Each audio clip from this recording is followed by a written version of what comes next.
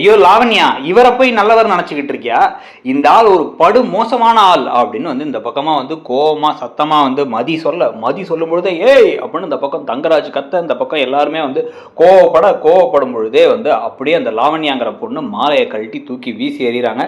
So இப்போ இந்த ப்ரொடிக்ஷனில் தான் வந்து பார்த்தா சுரேஷுக்கும் இந்த பக்கம் வந்து கல்யாண ஏற்பாடெல்லாம் வந்து பயங்கரமாக நடந்துகிட்டு இருக்கும் போதே வந்து இந்த மாப்பிள்ளை வீட்டிலேருந்து பொண்ணு வீட்டிலேருந்து திருப்பி வந்து பேச ஆரம்பிக்கிறாங்க தங்கராஜ் கிட்ட.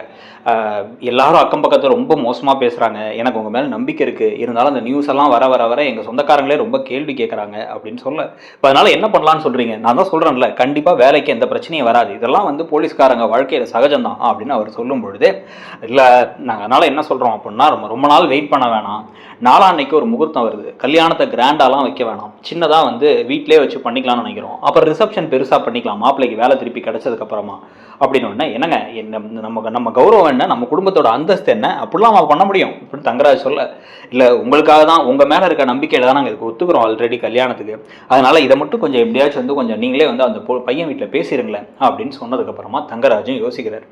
தங்கராஜ் யோசிச்சு நேராக கிளம்பி போயிட்டு, டேய் சுரேஷ், நான் சொல்கிறத கேளு, பெருசாக செலவு பண்ண வேணாம் அப்படின்னு வந்து பேச, அது எப்படி மாப்பிள்ள அப்படின்னு ராகவன் சொல்ல ஆரம்பிக்கும் போதே, மாமா நீங்கள் என்ன நம்புறீங்கல்ல, ரிசப்ஷனாக பெருசாக தடபடலாக வச்சுப்போம், இப்போதைக்கு நமக்கு என்னன்னா பேசினபடி சம்மந்தம் நிச்சயிக்கப்பட்டபடி கல்யாணம் நடக்கணும், இல்லைனா அது நம்ம பையனுக்கு தான் அவமானமாக போயிடும், அவங்க பயமும் நியாயம்தான். இப்போ இந்த வேலை விஷயத்தில் எல்லாம் பிரச்சனையாயிடுச்சு, இது மட்டும் இல்லாமல் இவனும் சும்மா இல்லாமல் கோவமாக கிளம்பி போய் அந்த அழகுமதி வீட்டில் போய் பிரச்சனை பண்ணியிருக்கான், அந்த பொண்ணு அதையும் எஸ்பிகிட்ட சொல்லிடுச்சு, நாளைக்கு வேலை கிடைக்கல, வேலைக்கு ஏதாவது பிரச்சனை வந்தா கூட நம்ம பையனுக்கு வேலைக்கு ஏற்பாடுகள் நம்ம என்ன வேணாலும் பண்ணிக்கலாம், அவனுக்கு என் கம்பெனியெல்லாம் இருக்கு, எல்லாத்தையும் கூட அவன் பார்த்துக்கலாம், ஆனா இப்போதைக்கு நமக்கு தேவை என்ன அப்படின்னா இந்த கல்யாணம் நடக்கணும், இல்லைன்னா அது பெரிய ஒரு அசிங்கமாயிடும், அதனால நம்ம குடும்பத்துக்குமே அது அவமானம் தான் அப்படின்னு பேச, உடனே வந்து இதுக்காக இப்படி அவசரமா கல்யாணம் அப்படின்னு உங்க அம்மா எல்லாம் சொல்லும் பொழுதே வந்து நான் சொல்றதை கேளுங்க அத்தை, இதுதான் சரி அப்படின்னு தங்கராஜ் ஒத்துக்க வைக்கிறார். உடனே இப்போ எல்லாம் கிளம்பி போகும் பொழுதே வந்து பாக்கியராஜ் வந்து இப்படி யோசிச்சு பார்த்துட்டு இருந்து, என்ன இருந்தாலும் தம்பிக்கு பெருசாக கல்யாணம் பண்ணணும்ல மலரு அப்படின்னு சொல்ல, யாரு தம்பிக்கு பெருசாக கல்யாணம் பண்ணணும்னா நீங்கள் இதுக்கப்புறம் போய் கிட்னியை தான் வைக்கணும், உங்கள் கிட்னியை வச்சு தான் காசு கொண்டு வர முடியும், ஏற்கனவே வந்து பணத்துக்கு எல்லாரும் வந்து எல்லாம் மூத்தவன் பண்ணுறாங்கிறாங்க, சுரேஷ் 10 பைசா கொடுக்கறது இல்லை, ஏன்னா வேலை இல்லை, என்கிட்டயே காசு இல்லைங்கிறான், இத்தனைக்கும் வீட்டுக்கே அவன் காசு கொடுக்கறது இல்லை, பெருசாக என்ன நடக்குதுன்னு யாருக்குமே ஒன்றுமே புரியல, நல்லதுதான் நினச்சிக்கோங்க விடுங்க அப்படின்னு வந்து மலர் சொல்ல, அட போ மலர், என் தம்பி கல்யாணத்தை பெருசாக வைக்கணும்னு நினச்சிக்கிட்டு இருந்தேன் அப்படின்னு வந்து சொல்லும் பொழுது, அதான் உங்களுக்கு இன்னொரு தங்கச்சி இருக்கால, அவள் கல்யாணத்தை பெருசாக வச்சுக்கலாம், பேசாமல் இருங்க அப்படின்னு மலரும் சொல்லிடுறாங்க. அடுத்த நாள் வந்து நேராக கல்யாண ஏற்பாடுகள்லாம் நடந்துகிட்டு இருக்கு, வீட்டில் வச்சே கல்யாணம் பண்ணிடலான்னு வீட்டில் ஒரே டெக்கரேஷன்லாம் வந்து பண்ணி நடந்து வந்து இப்போ பெருசாக கிராண்டாக எல்லாம் நடந்து ஆரம்பிக்கும் பொழுது தான் வந்து பார்த்தீங்கன்னா அந்த லாவண்யா கால் பண்ணுறாங்க, யாருக்கும் கால் பண்ணி, வந்துடுவல்லடி, சீக்கிரமா வந்துடுடி, உனக்காக தான் நான் காத்துக்கிட்டு இருக்கேன் அப்படின்னு வந்து சொன்னதுக்கப்புறம், ஏடி உன் நிச்சயதார்த்தத்துக்கு தான் வர முடியல, உன் கல்யாணத்துக்கு கூட வராமல் இருப்பேன், சரி மாப்பிள்ளை என்ன பண்ணுறாருலாம் கேட்கலாம்னு நினச்சேன், அதுக்கு கூட நேரம் இல்லை, எனக்கு இங்கே இன்னொரு பிரச்சனை ஒன்று ஓடிக்கிட்டு இருந்துச்சு, அதனால தான் நான் நேராக நான் சீக்கிரமாகவே வந்துடுறேன், நீ ஒன்றும் கவலைப்படாத அப்படின்னு வந்து சொன்னதுக்கப்புறமா லாவண்யாவும் ஃபோனை வச்சிடுறாங்க. ஃபோனை வச்சதுக்கப்புறம் தான் அந்த பக்கம் இருக்குது, யார் ஃபோன் பேசுனதுன்னு பார்த்தா மதி பேசிக்கிட்டு இருக்காங்க, இந்த கல்யாண பொண்ணோட ஃப்ரெண்டு தான் மதி அப்படிங்கிறதும் தெரிய வருது. ஸோ இப்போ தான் வந்து பார்த்தீங்க அப்படின்னா வந்து எல்லா ஏற்பாடுகள்லாம் பண்ணி இப்போ ரெண்டு வீடும் வந்ததுக்கப்புறமா வந்து கல்யாணத்தை அப்படி அவசரமாக பண்ணுறோமேன்னு தப்பாக நினச்சிக்காதீங்க, எல்லாமே வந்து இதுதான் கொஞ்சம் பிரச்சனை இல்லாத ஒரு முடிவாக இருந்துச்சு அப்படின்னு பொண்ணு வீட்லேயும் சொல்ல, புரியுது விடுங்க, அதான் நம்ம ரிசப்ஷன் நல்லா பண்ணிடலாம், இன்னும் ஒரு 2 வாரத்தில் வந்து தம்பிக்கு திருப்பி வேலை கிடச்சிரும், அப்புறம் எல்லாத்தையும் பார்த்துக்கலாம் அப்படின்னு வந்து சொல்ல, அவ்வளோதான் அதை பார்த்துக்கலாம், எப்படி எங்களுக்கு தங்கராஜ் மேலே நம்பிக்கை இருக்குது அப்படின்னு சொல்லிட்டு இப்போ கல்யாண ஏற்பாடெல்லாம் பண்ணி உட்காந்து மாற்றி வந்து எல்லாரும் பேசிக்கிட்டு இருக்கும் பொழுதே வந்து பார்த்தீங்க அப்படின்னா வந்து சரி ஓகே பொண்ணு ரெடி ஆகிட்டாங்களா அப்படின்னு கேட்டால் பொண்ணு ரெடி ஆகிட்டே இருக்காங்க. ரெடி ஆகிட்டு இருக்கும் பொழுதே வந்து பார்த்தா இப்போ தான் வந்து உள்ளார ஒரு 2-3 பொண்ணுங்க வராங்க, பொண்ணோட ஃப்ரெண்ட்ஸ் எல்லாம் வந்துட்டாங்க போல அப்படின்னு வந்து சொல்ல, உள்ளே வராதில் நடுவில் முதல் ஆளாக யார் வரா அப்படின்னு வந்து பார்த்தா அழகுமதி வராங்க.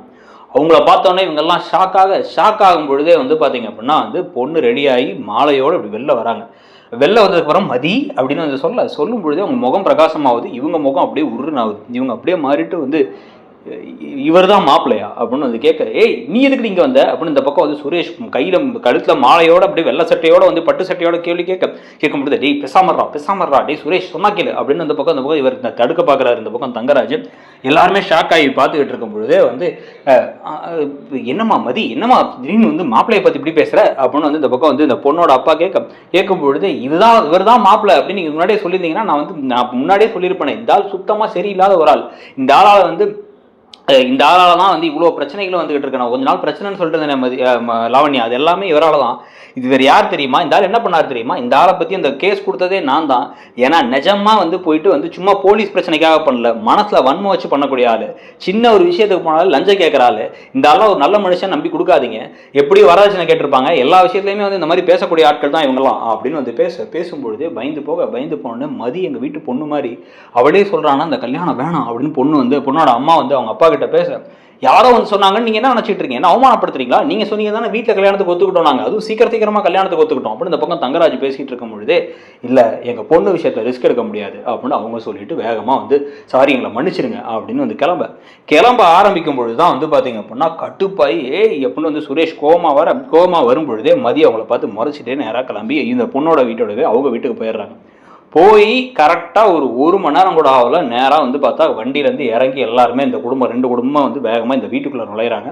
நுழைஞ்சதுக்கப்புறமா வந்து பார்த்தா மதியோட வீட்டில் நுழையிறாங்க. மதியோட வீட்டில் நுழைஞ்சு அவங்க அப்பாவை பார்த்து, யோ இங்கே வாயா அப்படின்ட்டு வந்து உன் பொண்ணு என்ன நினச்சிட்டு இருக்கான் மனசில், வேலை விஷயத்தில் பிரச்சனை பண்ணா சரி ஓகே ஏதோ பண்ணான்னு பார்த்தா அவன் பர்சனல் லைஃப்லேயே வந்து தேவையில்லாமல் பிரச்சனை பண்ணி அவன் வாழ்க்கையில் அவன் கல்யாணத்தை நிறுத்தி விட்டுருக்கான். என்ன பெரிய திமிரு பிடிச்சிடவளா இருக்கா அப்படி இப்படின்னு கோவமாக பேசிட்டு இப்போ அவமானப்பட்டு நிற்கிறது யார்? எங்கள் வீட்டு பையன் தானே அவமானப்பட்டு நிற்கிறான், அவனுக்கு யார் இப்போ பொண்ணு கொடுப்பான், என்ன நினச்சிட்டு இருக்கேன் அவன் மனசில் அப்படின்னு வந்து பேச, இல்லைங்க அவளும் கல்யாணமாக போகிற பொண்ணு, தயவு செஞ்சு தெரியாமல் பண்ணிட்டா, கோவப்படுறதுக்கு ஏமதி இப்படி பண்ணுறேன்னு அவங்க அப்பா பேசிகிட்டு இருக்கும்போது எல்லாரும் கோவமாக பேசிட்டே இருக்கும்போது தங்கராஜ் டக்குன்னு கத்தி இப்போ என்ன சொல்கிறார் அப்படின்னா, இந்த பார் நீ செஞ்ச பாவத்துக்கு நீ தான் வந்து பாவத்தை தீர்க்கணும், அதனால பரிகாரம் செய்யணும், அதனால நீ இப்போ என்ன செய்கிற அப்படின்னா வந்து சுரேஷை கல்யாணம் பண்ணிக்கிற அப்படின்னா, என்னதே சுரேஷை கல்யாணம் பண்ணிக்கிறதா, என்ன நினச்சிட்டு இருக்கோங்க மனசில், முதல்ல கெட் அவுட் அப்படின்னு கத்த. யோ இப்போ பாரு நீ வந்து இப்போ 5 நிமிஷத்தில் உன் பொண்ணு கழுத்தில் தாலி ஏறணும், சுரேஷ் தாலி கட்டுவோம், அப்படி ஏறலை அப்படின்னா இந்த வீட்டில் யாருமே உயிரோடு இருக்க மாட்டீங்க. அதுக்கப்புறம் கேஸை யார்கிட்ட வேணா கொடுத்துங்க, அதுக்கப்புறம் நாங்கள் பார்த்துக்குறோம், வேலை தானே போவோம், ஆதாரம் சொல்கிறது கூட ஒருத்தவங்க இருக்க மாட்டாங்க அப்படின்னு பேச, மாப்பிள்ளை அப்படின்னு இந்த பக்கம் ராகவன்லேருந்து எல்லாருமே ஏதாவது ஷாக் ஆகி பாக்கியராஜ் பார்க்க மலர் பார்த்துக்கிட்டு இருக்கும் பொழுதே வந்து என்ன மிரட்டுறீங்களா, என்ன உங்களால் என்ன முடியுமோ செய்யுங்க அப்படின்ட்டு இருக்கும் போதே டக்குன்னு அந்த அவங்க அப்பாவை பிடிச்சி சொல்கிறாங்க.